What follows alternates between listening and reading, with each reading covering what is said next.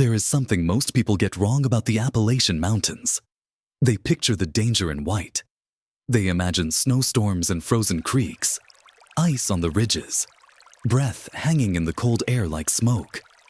They think the worst thing the mountains could throw at a man was a blizzard. But the men and women who actually lived inside those ridges, the ones who cut their firewood by hand, who raised hogs on hillsides so steep a horse could barely stand, who carried everything they owned in or out on their own backs, those people feared something else far more. They feared the rain. Not a gentle spring rain. Not the kind of rain that settles dust on a dirt road or fills a creek just enough to water the livestock. They feared the cold rain that came in November and January and February, the kind that fell at 37 degrees and soaked through wool faster than a man could think. They feared the ice storms that turned every path into a glass slope and every creek crossing into a gamble with a man's life. They feared what rain did to the mountains, to the roads, to the food supply, to the animals, to the cabins, and to the human body when there was no way to get warm again. If you find that surprising, keep watching, because the story of what rain actually meant inside the Appalachian Highlands is one of the most overlooked and genuinely dangerous chapters of American survival history. Before we go further, most of you watching right now are tuned in through your television, and if that's you, a quick ask. If this kind of history speaks to you, please share it with someone who'd appreciate it. Subscriptions matter to a small channel like this one, but it's the sharing that really carries these stories forward. Now, let's get into it. To understand why rain posed a different kind of threat than snow in the Appalachian Mountains, you have to first understand where these people lived and what they were up against before a single cloud appeared on the horizon. The settlers who came into what is now Watauga County in the high country of northwestern North Carolina arrived mostly in the last decades of the 1700s. They were Scots-Irish and German and English, most of them coming down the Great Wagon Road through the Shenandoah Valley, and then cutting west into the high ridges that the Cherokee had long considered their own territory. In 1752, Moravian Bishop Augustus Spangenberg led a surveying party through this country and wrote in his diary of winds so strong and cold that he had never experienced anything like them in Europe, and of ground that froze solid while his party still sat beside their fire. The land was already giving these early explorers a clear warning about what permanent life here would demand. The terrain was unforgiving in ways that lowland people rarely understood. Watauga County sits on a rolling plateau averaging between 2,500 and 3,000 feet in elevation, surrounded by ridges that push even higher. The New River, one of the oldest river systems in North America, geologists believe it may be among the oldest rivers in the world, predating the very mountains it flows through, cuts through this country in broad, shallow curves. In the 1700s and 1800s, the New River and the dozens of creeks and branches that fed into it were not scenic features. They were obstacles. They were the reason a man could be stuck on the wrong side of a flooded hollow for days when a storm came through, with no bridge, no ford, and no way across. The settlements that grew in Watauga County in the late 18th and early 19th centuries were some of the most geographically isolated communities in the entire American eastern seaboard. Early settlers referred to the entire region as the Lost Province. That name was not poetic. It was practical. Roads were almost non-existent. What passed for roads were often nothing more than wagon paths, cut through forest and up and over ridges, and those paths vanished entirely in bad weather. A family living in a cove near the Elk River or up along Cove Creek could go the better part of a winter without seeing another soul from outside their immediate neighbors. And every single thing that kept them alive through those months, the food in the root cellar, the firewood against the cabin wall, the grain in the loft, the animals in the barn, had been built and stored and prepared before the cold weather came. There was no resupply. There was no delivery.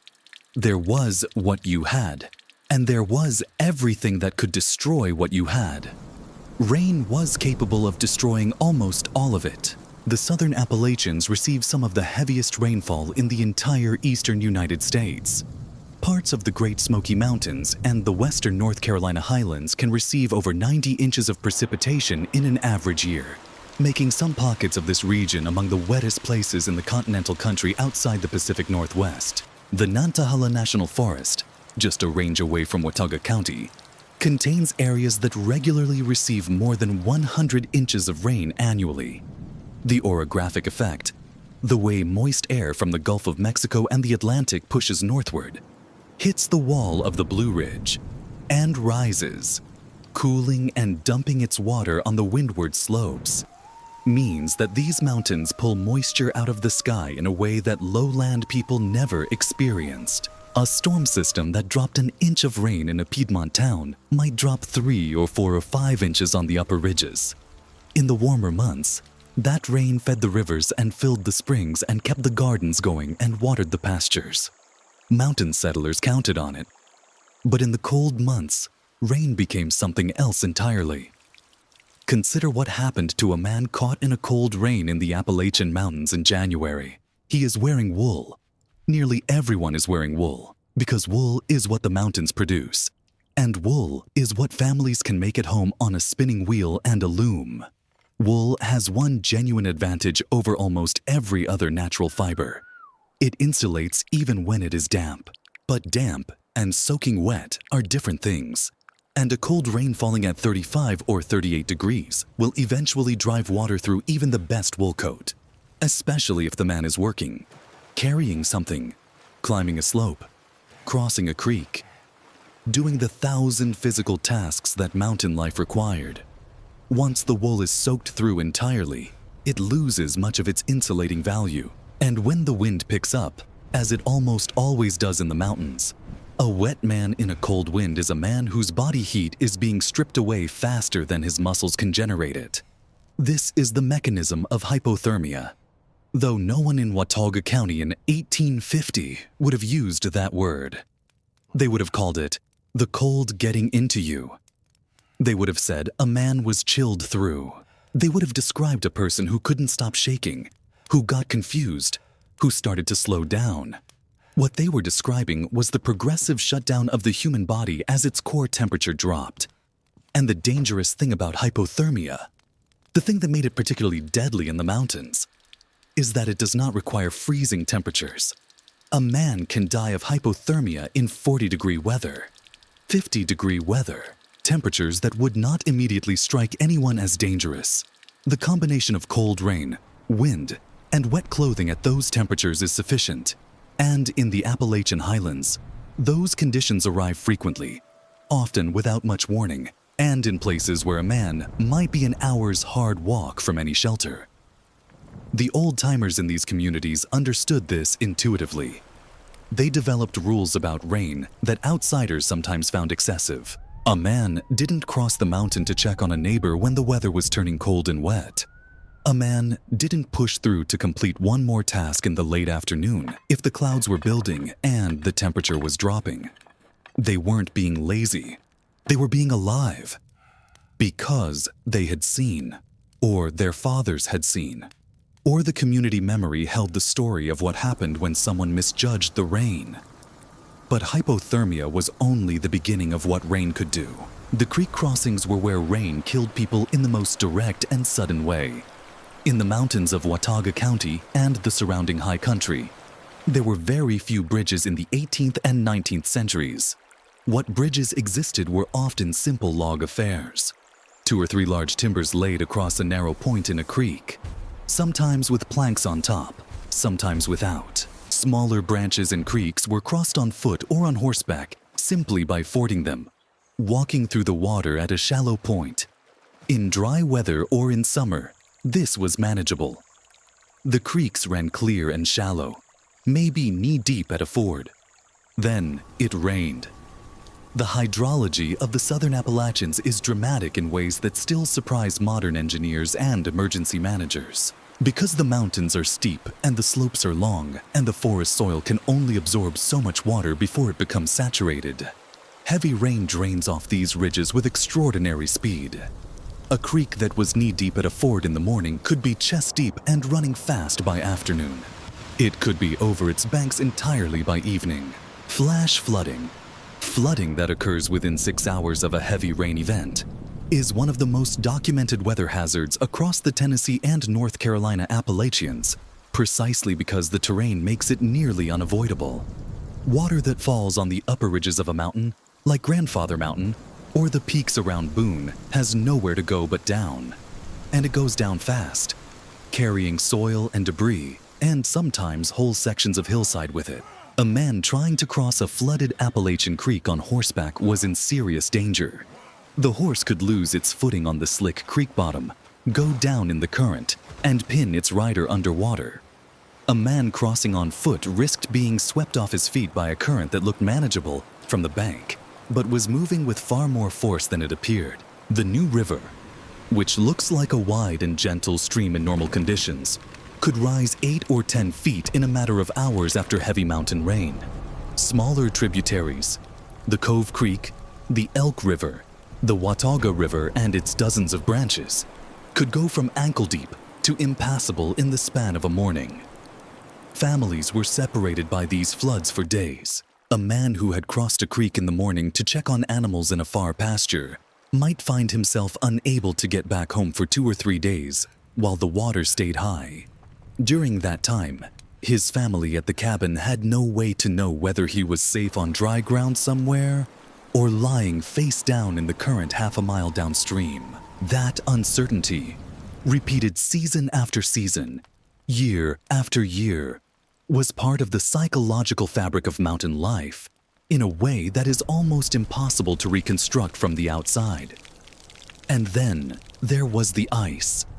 Perhaps no form of rain was more feared in the Appalachian highlands than freezing rain, the kind that falls when the air just above the surface is cold, but a warm layer sits above, so the rain comes down as liquid and freezes the moment it contacts any surface. Ice storms in the mountains were catastrophic in a way that blizzards, paradoxically, were not.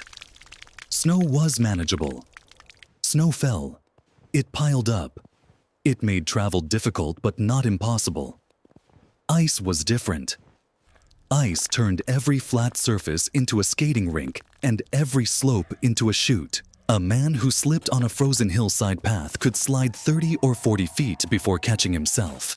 And if there was a drop at the bottom of that slope, a creek bank, a ledge, a gap in the fence, the consequences could be fatal. The weight of ice on trees was another horror.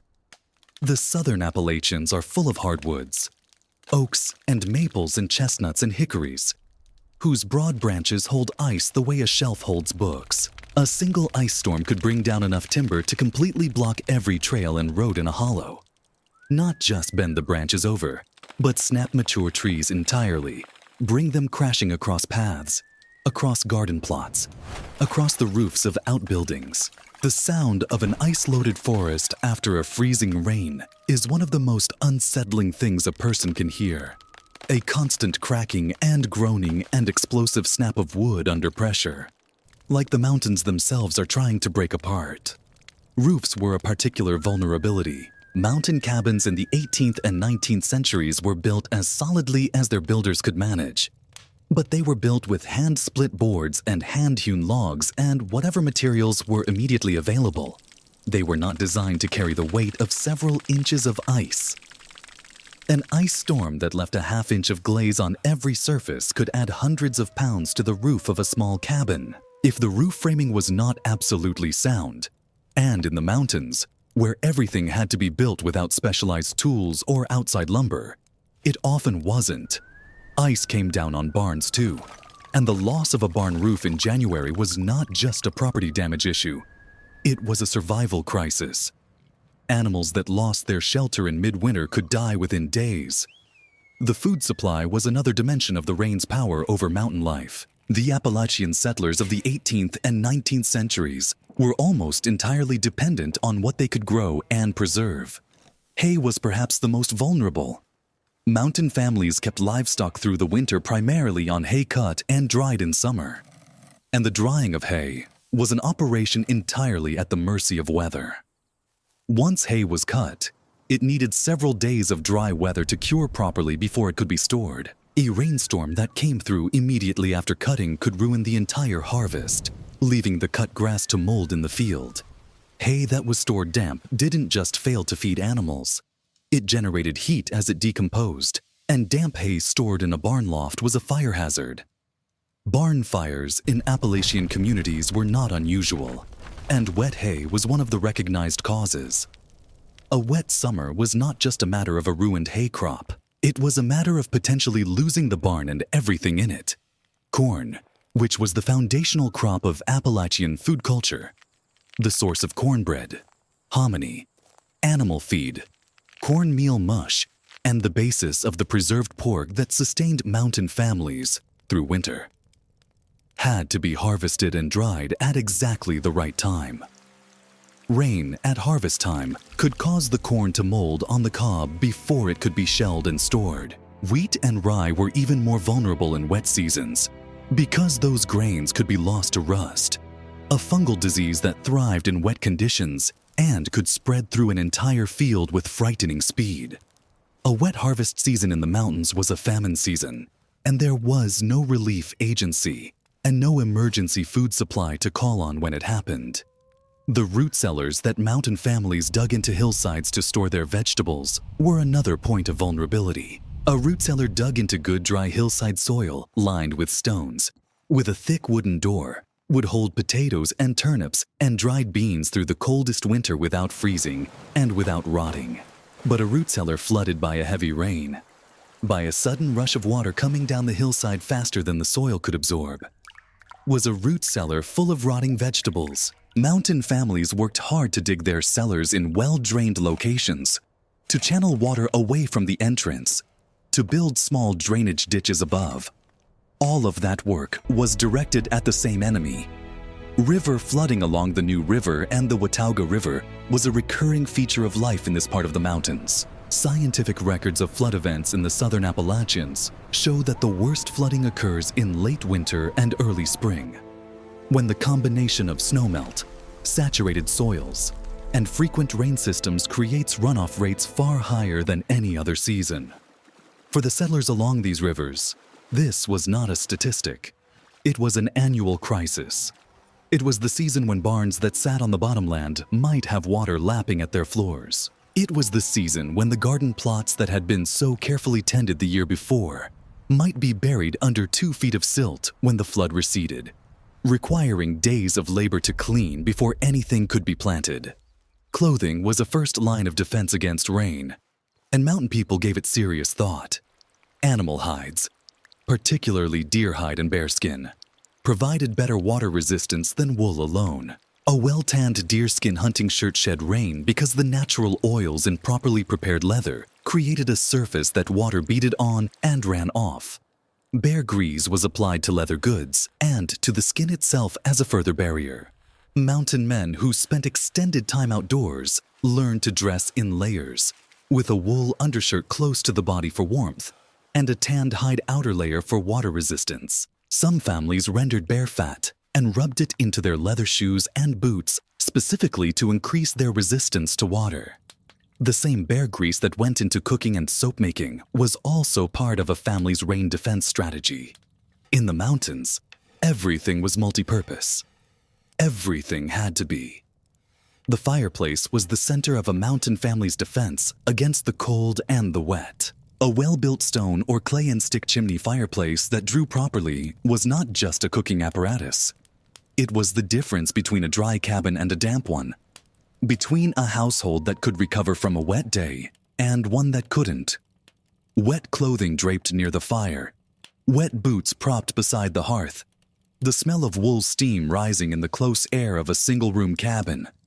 This was the daily reality of winter in the mountains when the rain came through. A family that came in soaked from a morning's work needed hours near that fire to bring their core temperature back to safety and their clothing back to something approaching dry. Firewood itself was a rain vulnerability.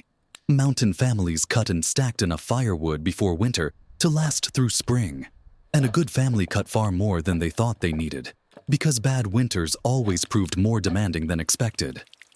But firewood left exposed to rain lost its burning efficiency. Wet wood doesn't burn as hot, produces more smoke, and uses more of its energy evaporating moisture before it produces heat. Mountain families built wood sheds specifically to protect their supply, covered their wood piles with bark or boards, stacked their wood so air could circulate after a rain. A cabin that ran out of effective firewood in January because its supply had been rained on all fall was a cabin in serious trouble. The men who went out in the rain to hunt, to check on animals, to bring in firewood, to repair a fence before a storm destroyed it. Those men developed specific behaviors to manage the risk. They didn't sit by a creek bank and wait to see if it was rising. They crossed before the rain peaked, or they didn't cross at all. Abandoned hunting cabins scattered across the ridges of Watauga County and the surrounding high country were part of this system. Small, crude shelters that were not comfortable, but were dry enough to let a man survive the night if caught out by a sudden storm. A man who knew where those shelters were, who had stocked them with a supply of fat wood and dry tinder, was a man who had thought carefully about what rain could do to him in the mountains. The men and women of these highlands developed a reading of weather that was almost instinctual. They could tell from the smell of the air before a storm whether the temperature was likely to drop or hold. They watched how their animals moved. Cattle clustering and facing away from the northwest was a warning. They watched the way fog moved in the valleys below the ridge, because fog flowing uphill into the high hollows meant moisture was pushing up from the lower country. None of this knowledge was written down in books. It was embedded in family tradition and community practice, passed from one generation to the next in the same way that the techniques of curing meat and building a log corner were passed. Not through formal instruction, but through the gradual absorption of understanding that only comes from living alongside something year after year. What happened to that knowledge is worth considering. The Rural Electrification Administration, created in 1935, brought power lines into much of rural Appalachia over the following 2 decades. Weather radio and television gave communities advance warning of storms that once arrived without any notice. Roads improved. Supply chains replaced the need for total self-sufficiency. All of these changes were genuine improvements, but something was lost along with the hardship. The knowledge of rain, the specific, granular, hard-won understanding of what rain does to a mountain landscape and to the human body inside it, faded once people no longer needed it for survival. The skills of reading weather by watching animals in fog became curiosities.